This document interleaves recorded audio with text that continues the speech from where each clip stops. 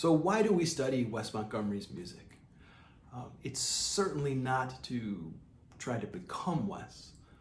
There already was a Wes, and he was the absolute perfect version of Wes Montgomery that could ever exist.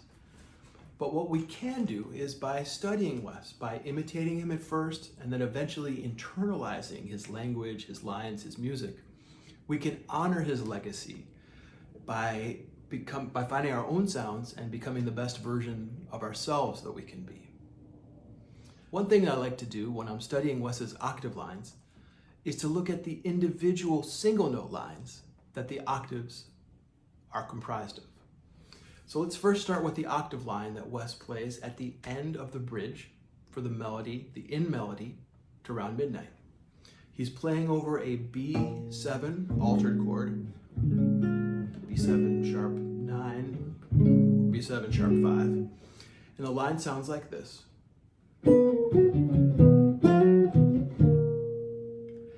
You could think about this line as a B melodic minor line, and in terms of B, it starts on the root, the seventh, which is the major seventh, the fifth, the third, the second, the root, jumps up to the fifth, then goes root, second, and resolves to B flat, which is the fifth of E flat minor.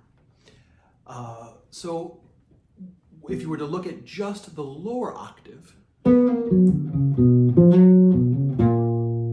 sounds something like that, which is it's a very useful line in the lower part of the neck for when you need a B flat 7 altered.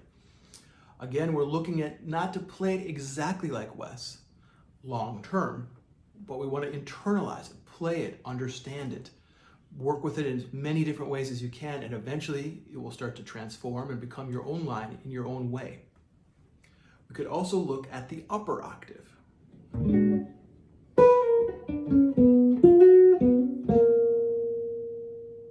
So again, here's the line in octaves.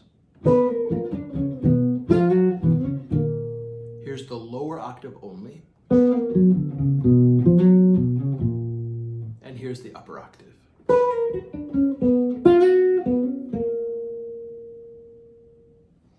I find this is a really helpful way to internalize some of this amazing music from Wes Montgomery.